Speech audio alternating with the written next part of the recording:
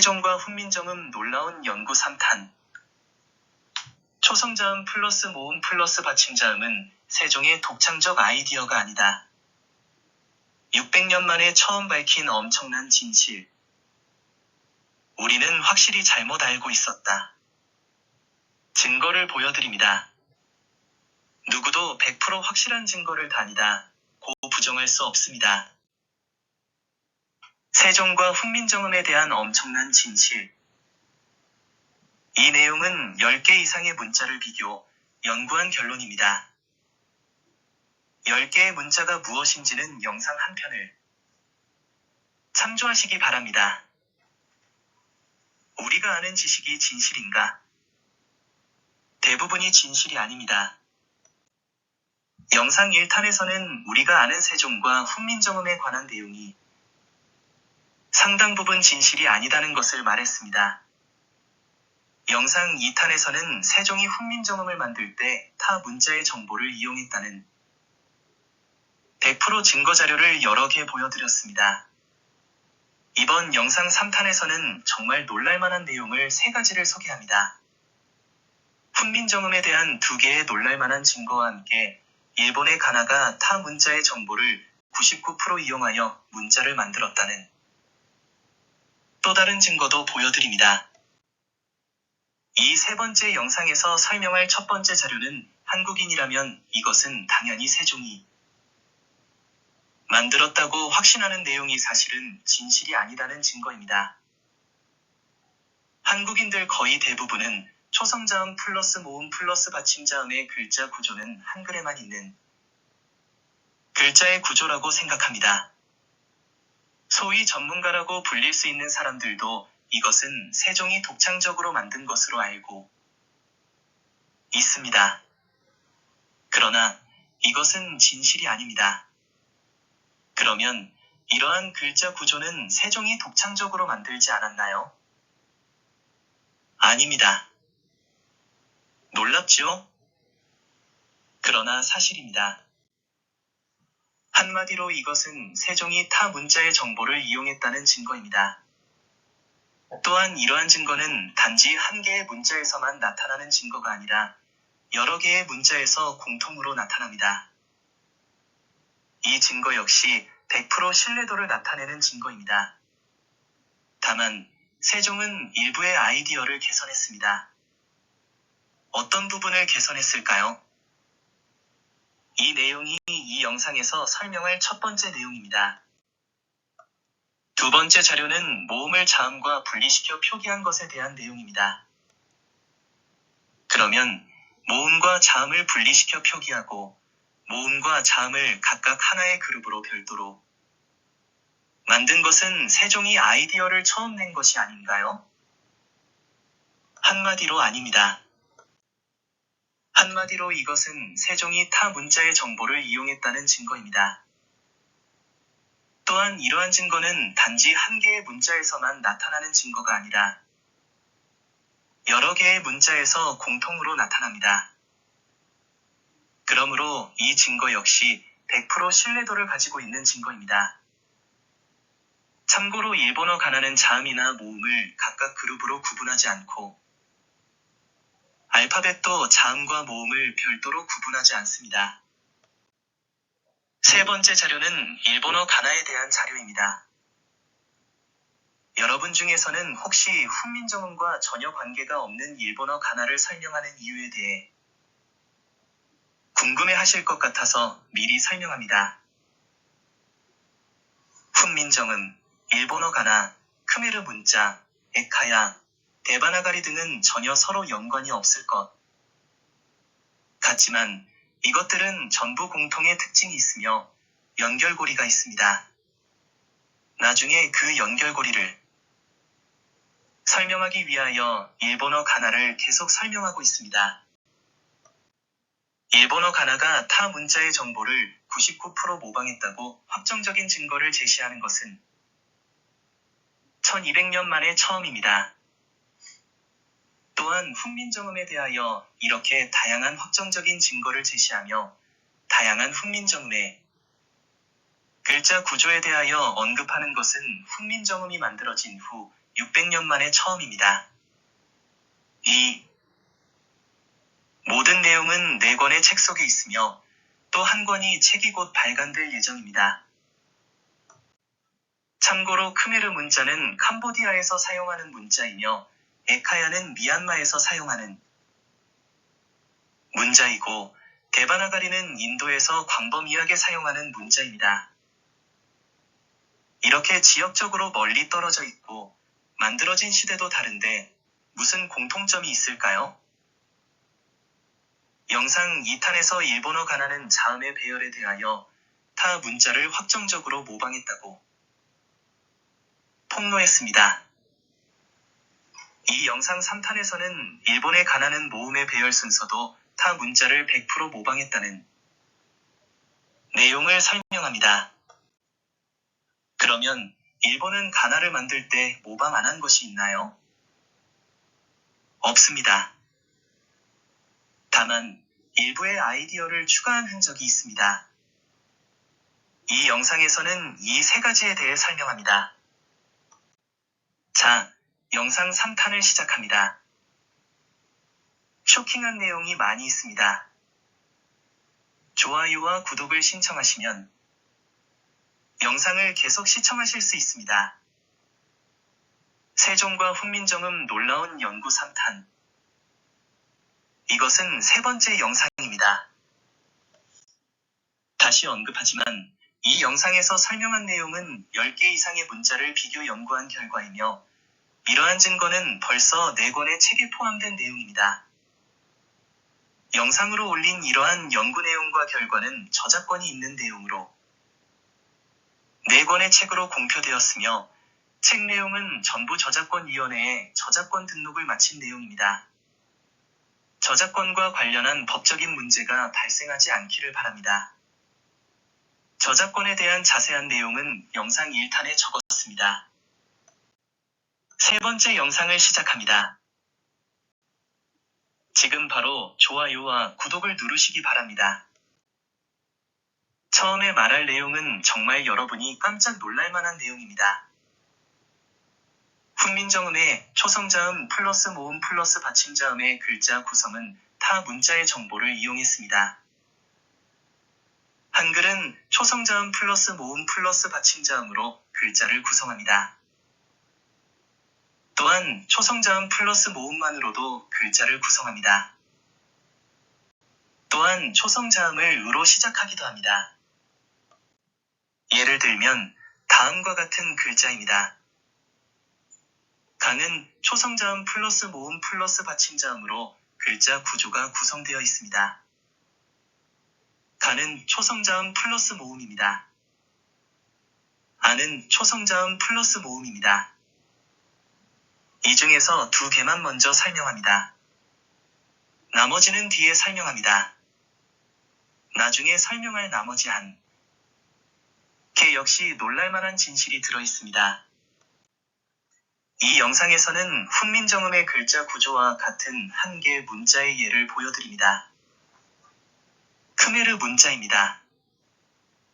사실은 크메르 문자만 같은 것은 아닙니다. 다른 여러 개의 문자를 예로 든다는 것은 너무 전문적이라서 생략합니다. 여러분 중에는 세종의 아이디어를 다른 문자에서 쓰지 않았을까 하고 생각할 수 있지만 크메르 문자가 세종의 아이디어를 모방할 이유는 0.0001%도 없습니다. 다음 자료를 참조하세요. 스테이피 짜증나 www.mainvocalige.com/khmer.html/ 이 증거 역시 100% 신뢰도를 나타내는 증거입니다. 그 이유는 이러한 내용이 한 개의 타 문자에서만 나타나는 것이 아니라 여러 개의 문자에서 똑같이 나타나기 때문입니다. 다만 세종은 일부의 아이디어를 개선했습니다. 여러분은 이러한 글자의 구조가 세종이 만든 엄청나고 신비한 것으로 생각하지만 훈민정음 창제 시기보다 1000년 전에 벌써 이러한 글자의 구조를 사용한 기록이 있고 다음에 적은 문자들도 이러한 같은 글자 구조를 가지고 있으며 이러한 글자들도 훈민정음 보다 적어도 몇백 년에서 거의 1000년 전부터 이러한 글자 구조를 사용하고 있습니다. 크메르 문자, 에카야 문자, 데이버나거리 문자 등등. 다만 훈민정음과 이들 문자의 차이점은 훈민정음은 받침자음을 초성자음이나 모음의 밑으로, 즉 위아래로 쌓았지만 다른 문자들은 모음의 오른쪽에 배치했다는 점입니다. 외부 페이지를 참조하세요. 두 번째로 설명할 내용은 한글의 모음 표기입니다.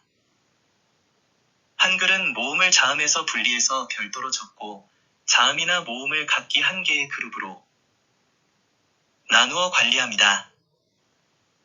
그러면 이것은 세종이 독창적으로 생각한 아이디어일까요?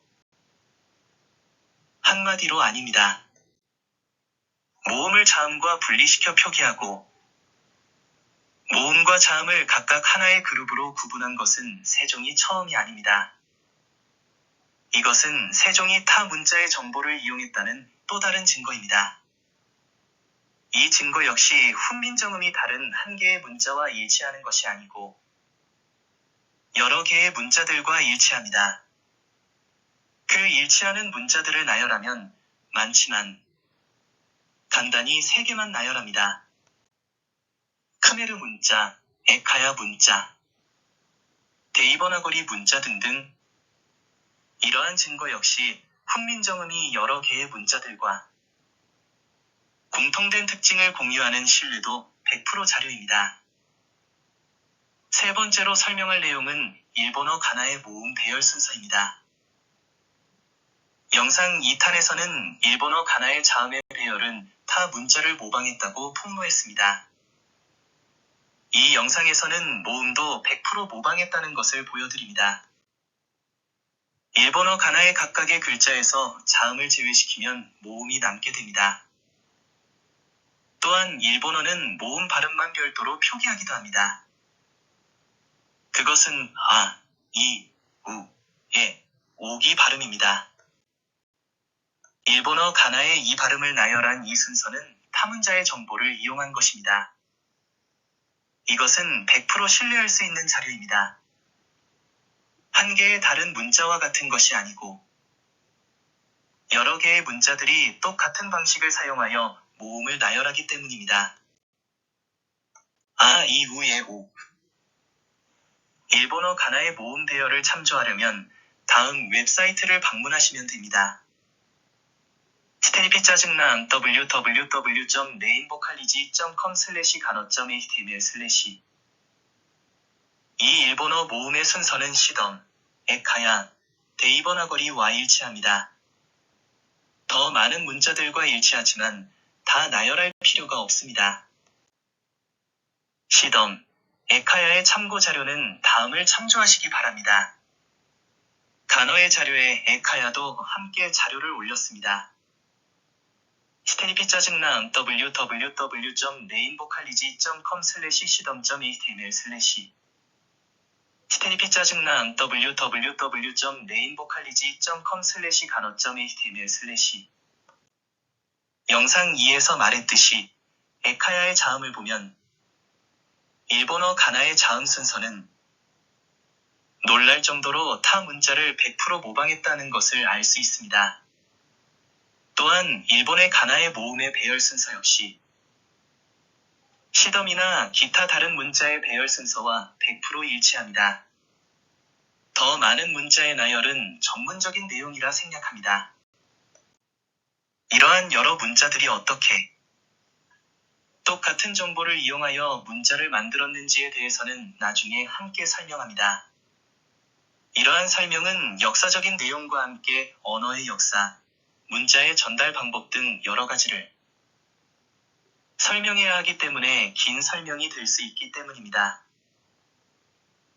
겉으로 보기에는 훈민정음이나 일본어 가나, 시덤, 에카야, 크메어 문자, 데이버나거리 등의 문자가 전혀 공통점이 없을 것 같지만 공통된 연결고리가 있습니다. 영상 1탄에서 잠깐 언급을 했지만 훈민정음 글자 구조는 훈민정음 창제보다 1000년 전에 거의 대부분 벌써 타 문자에 있었습니다. 또한 이러한 내용은 거의 대부분 여러 개의 문자가 같은 정보나 비슷한 정보를 공유합니다. 다만 글자는 세종이 훈민정음에 대해서 내가 28자를 만드노니 라고 적었습니다. 이렇게 글자의 형태는 세종이 만들었다고 말했으며 문헌에 그렇게 만들었다는 증거가 적혀 있습니다. 그러나 세종은 다른 아이디어 즉 글자 구동 방법에 대하여 직접 독창적으로 만들었다고 적지 않았습니다. 후세의 사람들이 세종이 만들었다고 생각했을 뿐입니다.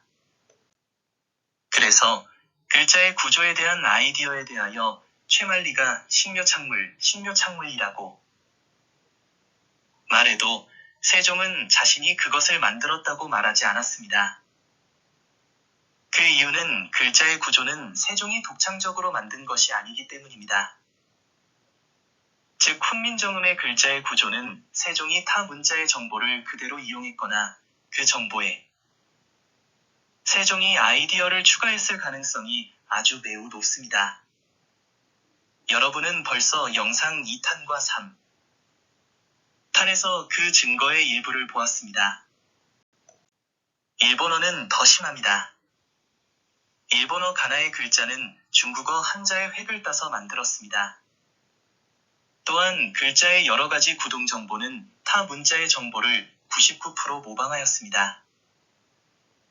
다음 편에서는 일본어 가나에 대하여 또 다른 폭로를 하겠습니다.